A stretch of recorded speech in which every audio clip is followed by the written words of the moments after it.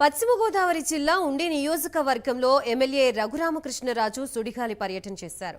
ఉండి, వాండ్రం, ఆకివీడు, పెదకాపపురం, ఏలూరుపాడు ప్రాంతాల్లో కాలువలు, డ్రైనేజీ పనుల్ని ఆయన పరిశీలించారు.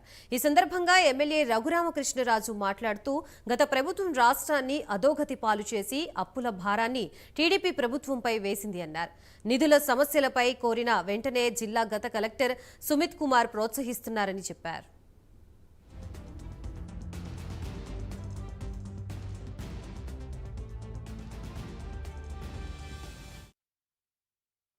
డ్రైన్ ఆక్వా రంగానికి అది డ్రైన్ కాదు, అది మెయిన్ కెనాల్ లాంటిది.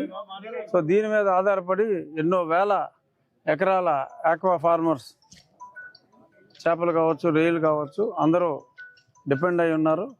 సో దాని పరిస్థితి ఇప్పుడు ఇక్కడ చూసాం. రేపు ఎల్లుండిలోగా ఆ పంట కూడా వస్తుంది.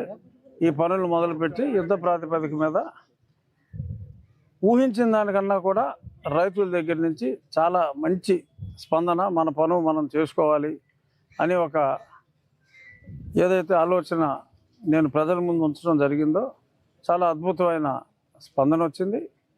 తప్పకుండా ఎప్పుడో 2009లో ఒకసారి ఈ బొండాడ ఈ డ్రైన్ దీని మీద పనులు జరిగినాయని చెప్పారు.